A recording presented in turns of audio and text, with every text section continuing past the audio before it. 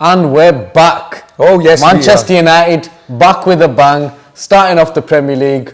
Come on, what are you saying? Yep, great victory. 1-0. So we're starting with Manchester United. Starting with Man United. Yeah, what do you think? Kicked off the Premier League. Good performance, decent performance. Good, yeah, I'll keep it with good. Decent, knocking it a bit down a bit.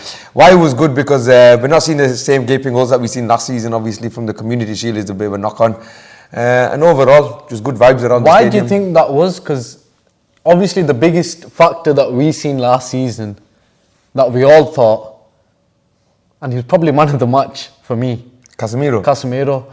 The team is, alright, it's slightly different, but it's pretty much the same team. Seems like he shot up the midfield, innit? No, but what do you think, other than what, like... It was a 4-man midfield, not a 3-man midfield, so they've got a new formation going on right now. Yeah. I believe it's a 4-2-4. Something like that, but going on. Mason Mount being in there, just the extra body being in there helped Casemiro and made Casemiro more stable in what he was doing. He didn't have to be running around like a headless chicken everywhere. Again, the extra body in midfield cut out that gap that we've been seeing all last season. What did you think of Mason Mount's performance?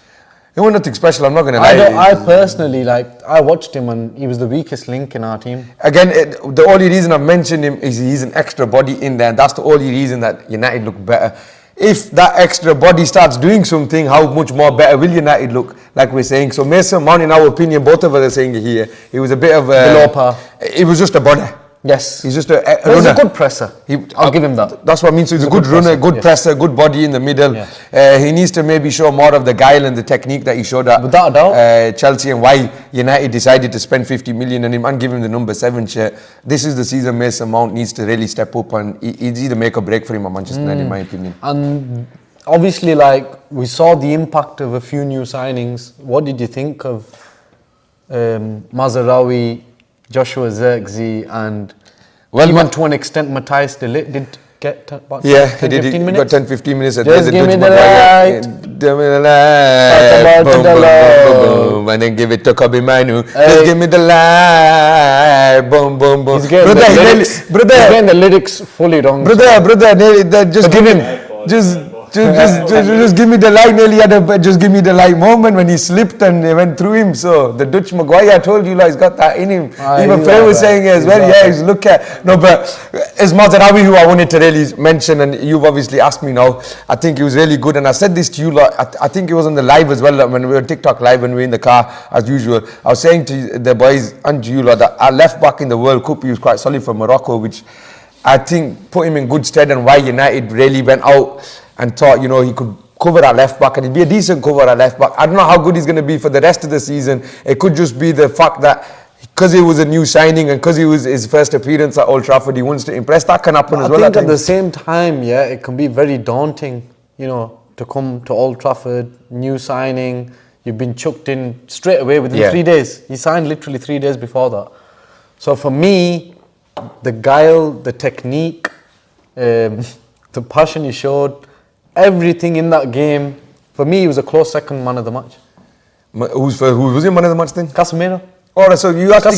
Casemiro was my man of the match. So I give it to Mazraoui, to be honest. I think Casemiro, he won half his duels. Yeah.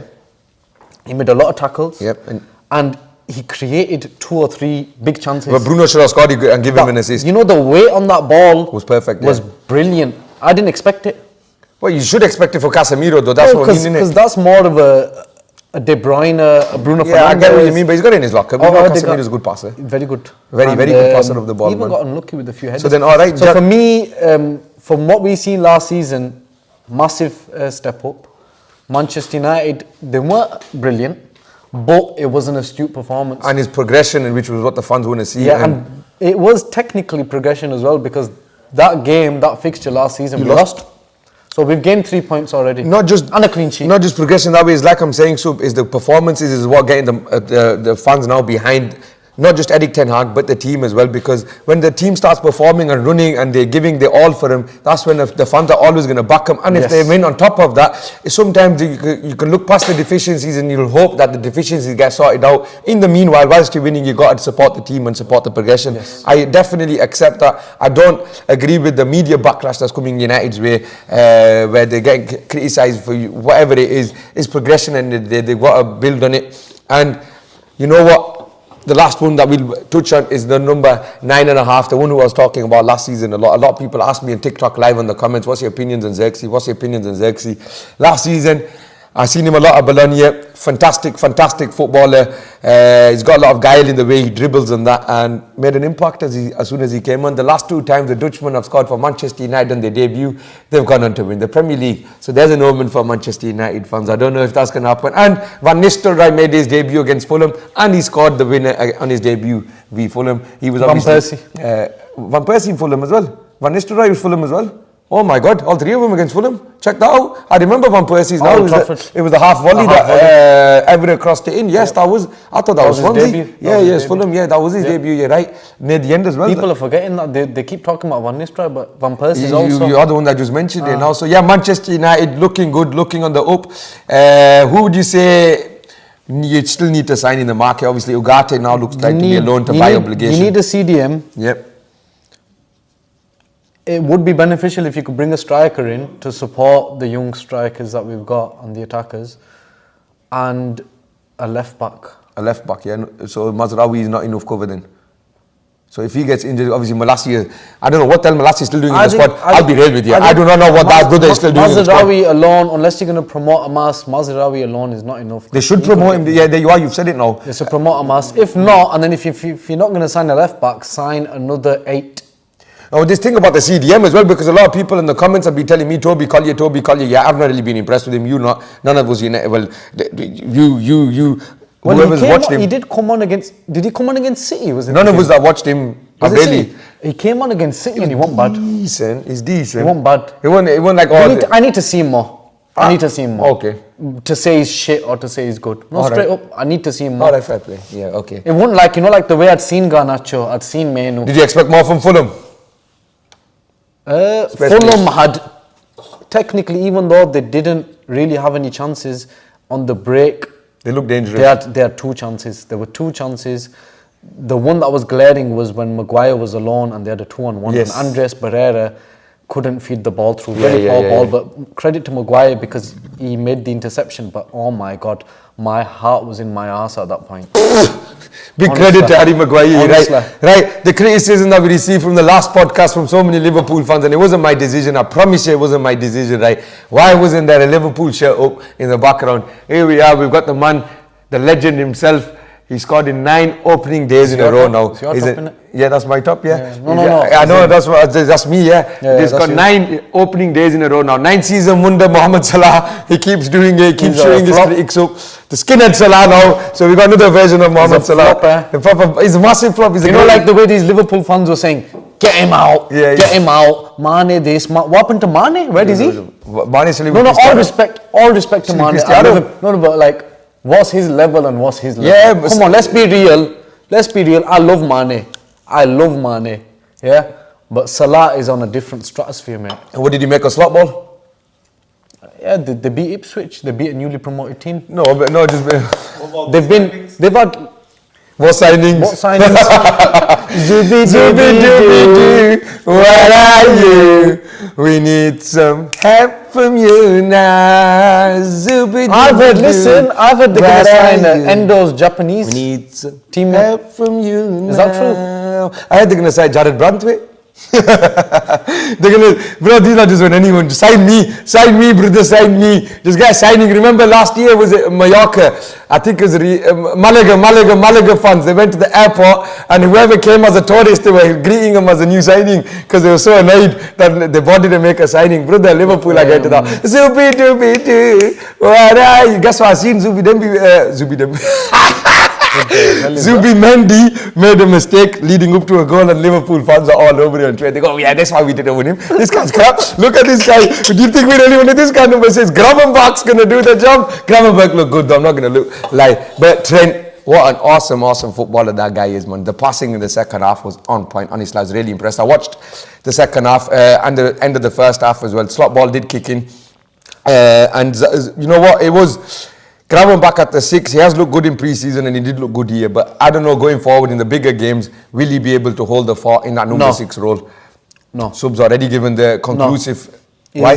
He's not really a natural 6. But you never know. I get that, but sometimes them 8s can become a 6. No, but it's like with loads of players over the years where we've tried it. You've tried Pogba, you're going to thinking in it. Pogba, Scott McTominay, Fred. Kobe Mainoo, they're not 6s. You play Kobe alone at 6, he will but you know what, Kobe doesn't have the physical profile. Gravenberch has, though. Gravenberch's quite tall, he's stronger than Kobe as well. He's quite strong, Kobe, man. Kobe is strong, but he's taller and stronger, so he can hold it down a bit more in that role by himself. He's got a bit more maturing to do. He's 18. Kobe's 18, yeah. 18. And Gravenberch, what I'm saying about him is, I personally feel like he's got the technical ability to thrive in that role. He's good. I don't think he'll succeed as a 6. To be honest, the same problem United had last season. I think they're going to run into that problem regardless of how good their football is, because they need another body in the middle, because none of them really have the defensive instincts, and that's why I think you're right about Gravenberch. He doesn't have the defensive instincts, so they've got McAllister, Szoboszlai and Gravenberch in the middle right as a 3. You can't really see who's got the defensive instincts, who's the one that's going to hold it down. No one does in that midfield. So maybe Alexander-Arnold doesn't. Right back as well, yeah. Van Dijk's a year older, as good, a great defender he is, he's a year older. Andy Robertson's in and out. The attack's very potent though, The attack is potent, but the thing is, I think people are like overplaying the manager's role in this. Jurgen Klopp built 2 teams. No, but I think that's even more credit to Arne Slot, that he's realised that Klopp was in the... Don't change much. Klopp was in transition with this squad last year. So really, do you know this? But he did build. He did bring players in that they needed. That's what I mean. Whereas, like, it wasn't an aging team that was on its way out. It just needed a couple of tweaks. It just needs one more thing. I think it's overstated even by the Liverpool fans how much investment is needed. Like, everyone's taking piss, even you and me, whoever else. But personally, I don't think they need that much investment in their squad anyway. Salah is showing, these men have been trying to retire Salah for 2-3 years now. He's still showing in that first game. Okay, bear in mind it's Ipswich away. Okay, it's low opposition. What did he get, an assist? Yeah, and a goal. Yeah. So there you go. That's what I mean. So no, but Ipswich was really good first half to finish up this match. This is the point I've always made for a player like him. The quality is that good that he can have a stinker for 85 minutes of a game. Yeah. In them 5 minutes, he's won you the game. Plus with the mentality he's got, he's always hungry, he's always looking to get that goal, he's always looking to get the assist. It's the quality. Ipswich, like I was saying, Calvin Phillips, good signing in my opinion. The striker that they signed from, I don't know how to pronounce his name, I'm not going to write it, Zomic or whatever his name is, from Blackburn, who's championship top goal scorer last year. That one, I do find it a bit funny that his promoted team always get the championship top goal scorer, the League One top goal scorer. He never does it in the Premier League, so that's like an omen. That why do they keep doing this? Just stay away from it. I get it, they're good strikers, they are good players, but it seems like the step ups. I think just too much. I think the one player that's shown that you can actually come back from that after starting poor is Mitrovic. Yeah. Mitrovic smashed it in the Championship, 100%, and then he smashed it again in the Premier League. But before that, he had a bit of a weak spell in the Premier League. He did. Whereas, obviously, many other strikers, like you said, once they come from the Championship, the top scorer there, it's not easy to instantly 100%. Come up and thingy. Right, Arsenal 2-0 against Wolves. They look quality, very solid, very good. What we expected as well is the champions, the favourites for the championship this season, in my opinion. I don't know about you, so but I've said it all along, right? Mikel Arteta, and the one that I want to concentrate on is going to kill a few stones here, and this is the conversation, right? Because it's all over online. Who's the better manager, Mikel Arteta or Unai Emery? Well, Unai Emery's got European trophies. 100%, all right. And it's not just one. He hasn't fluked it. He's done it a few times. 3 times. 3 times. Was it 4? I think it's 4-time Europa League winner. Yeah, just double check that one. It's 3 or 4 times, man. He's done it with Sevilla and Villarreal. And now he's just taken Aston Villa to the Champions League. He's taken Aston Villa to the Champions League. He didn't get much time at Arsenal. You can't compare, I'll be honest with you. Plus, Arteta's only 6 years into his... So why can't you compare?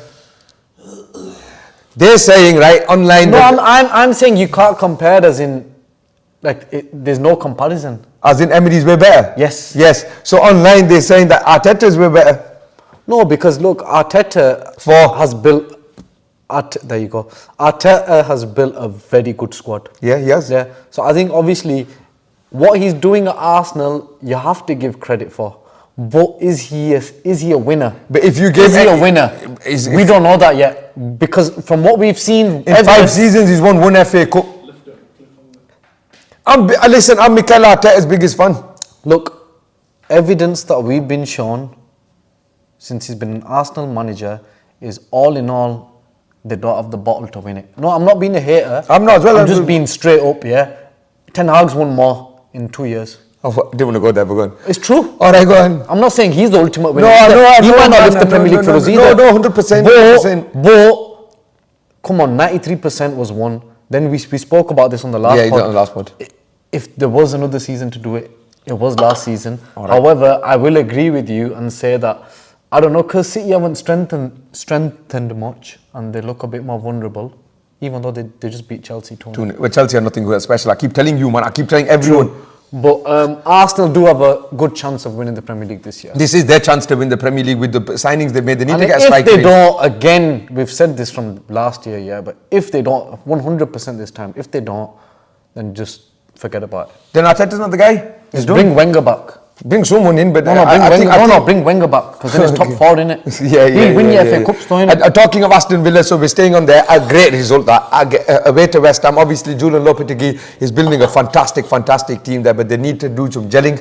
They've got a lot of gelling to do. Well, they just about won, didn't they? Aston Villa, no, they did, but it was a good performance and it was a good game to watch that. John Duran, actually see that. bloody hell. Everyone's heard the name, but we finally seen him score someone, do something. This guy's hilarious. In pre-season, he was doing this on Instagram Live saying, I want to join the Hammers. Custom.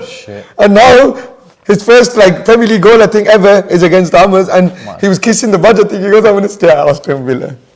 I love it. I love these kids. They're mental in modern day football. But yeah, great start from Aston Villa. That one was a 50-50. I don't think anyone could say conclusively, I thought Villa were going to win or not. That was probably the closest game to watch. I think, to be honest with you, with the amount that West Ham have strengthened, they're the ones to watch this year. Got at home, you expect them to. I don't know. You just expect. No, that was a difficult opening because they're still high off entering the Champions League. I know they've struggled a bit in the market, Aston Villa, but Amadou Onana, the good replacement for Douglas Luiz. Very easy. Man. It is what it is, isn't it? What? Right, on to Brighton then. Fabian Herzler, the youngest ever manager in Premier League history. 31 years old. The first ever manager to have managed after the Premier League has started. He was born in 95, if I'm not mistaken. No, 93, sorry, because I'm 94. And you're 94 with 30. So he's a 93 baby. 3-0 against Sean Dyche's Everton. Right, a lot of people are saying Everton should be worried. Just standard Everton, to be fair to me. I'm not going to lie to you. They do start slow a lot of the time. Sean Dyche will sort it out. We believe in Dyche. If there's anyone that we believe in, is Ginger Mourinho. No, I think they'll stay in the Premier League, but that's really bad, man. Really poor start. To start off at home, the optimism that the fans had, fresh season. James Milner, before you carry on, has broken the Premier League record for playing in the most consecutive seasons in a row. Whose record has he broken? Ryan Giggs. 23 years. Ryan Giggs was 22. He's nothing on Giggs. No, but he's an amazing footballer. It's amazing. Hats off to James Milner, fantastic footballer. Leeds United he broke through, Aston Villa, Newcastle, Manchester City, Liverpool, that's all. And Brighton. That's mental. He's been everywhere, and he's won the Premier League with Liverpool, and he won it with Manchester City as well. Stalwart of the Premier League, fantastic performer. One of the most entertaining midfielders in the Premier League. Local lad as well, Leeds. That's what I'm saying. He's one of the most entertaining. If you know what I mean, you know what I mean by that. He's absolutely boring, but that's the most entertaining thing about him. So Brighton, they did well. Mitoma's back.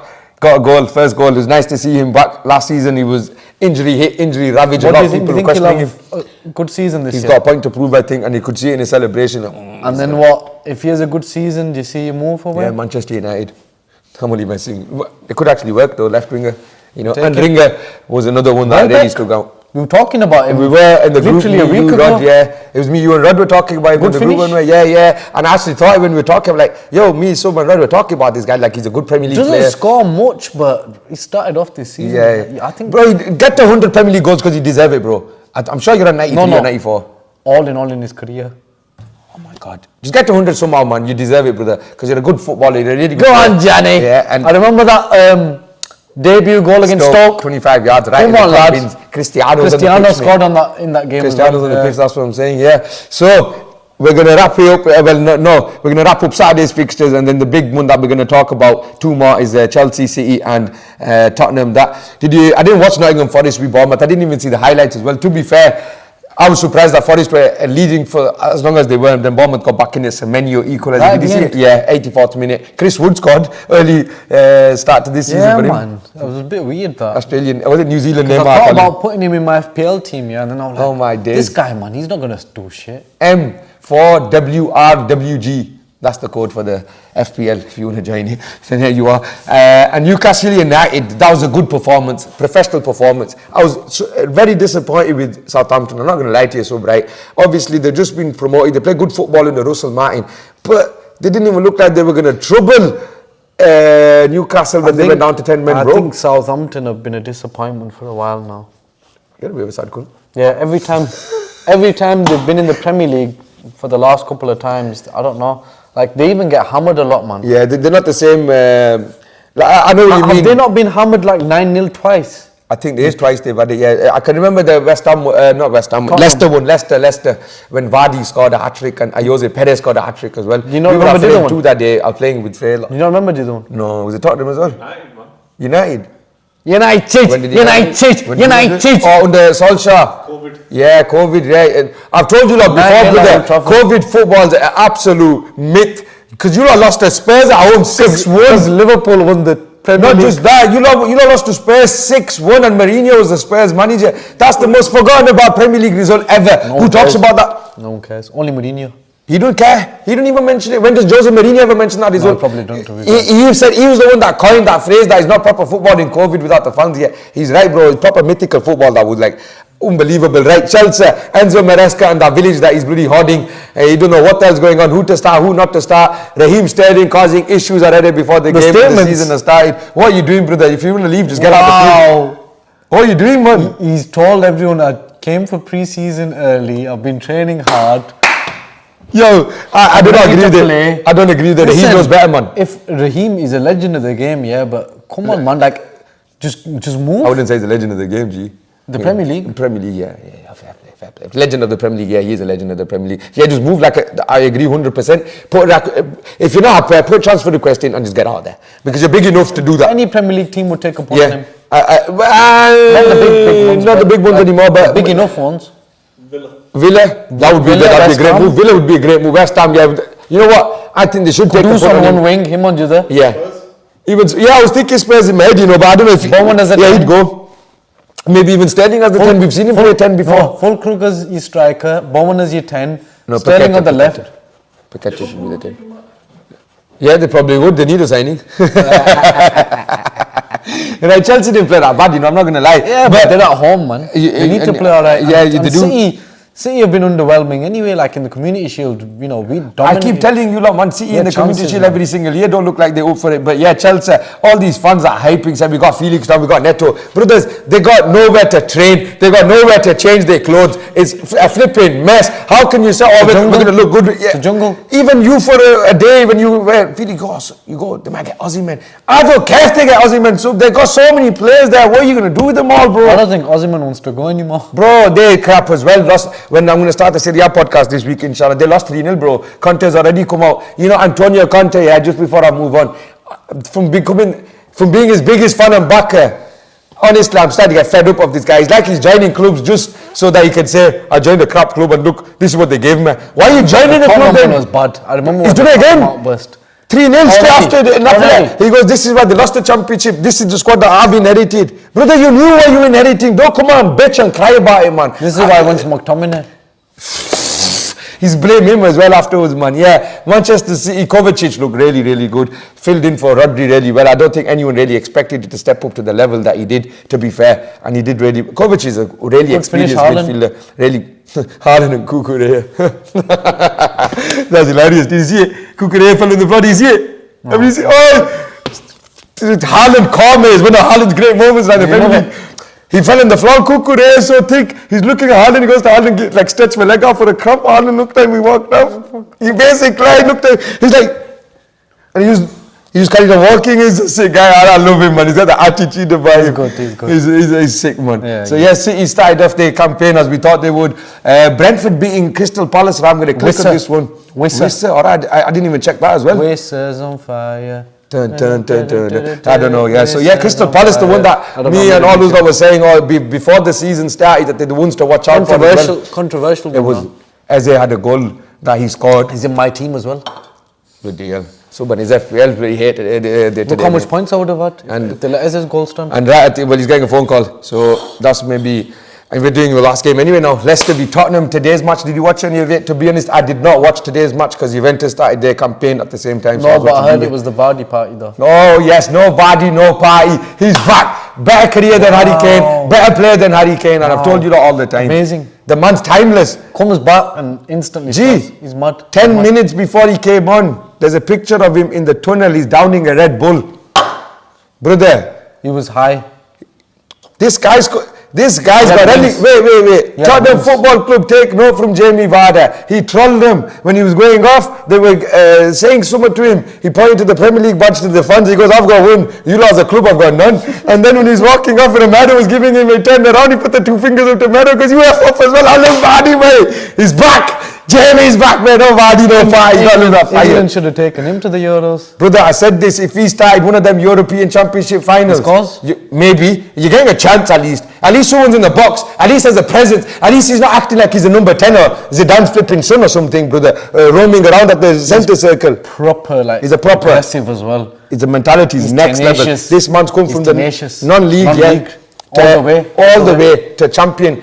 A champion, Premier League champion, Premier League 100 goals, FA Cup champion. He's made England caps. He scored for England. He's got relegated. He's got promoted again. Tottenham, you're still in the same place. What are you doing? Wow. Do you know what though? I'm not going to lie. From what I heard, Tottenham played very good, but they should have killed the game off in the first half. Ange Ball is taking a bit more effect, you can see. And you know, the signings they made, I do want to give him a shout out. It looks like they're building a really, really good young core there. Archie Gray, Bergvall, Wilson Odeber, Dominic Solanke, even though I don't agree with the fee, the English tax.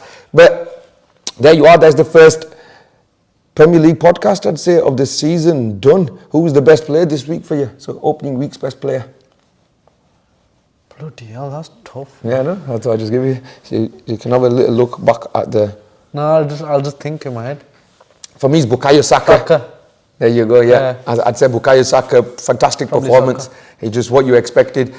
This one as well, yeah, he was good. And I watched Arsenal as well, and I think Saka played better. I think Casemiro and Mazraoui were solid. I was going to say Mazraoui to you, not Casemiro to... No. I'll say Casemiro. You're gonna say hate man if I don't say Casemiro. If I don't say Casemiro, no, I'm just going to say I'll say he's Casemiro because if I don't, you're gonna say oh, it is Casemiro. We'll see against Brighton, innit? That's the tough one now. Very tough game. Very tough game. Right? Like, comment, share, subscribe. Man. Get us to 1K. Son of a guns.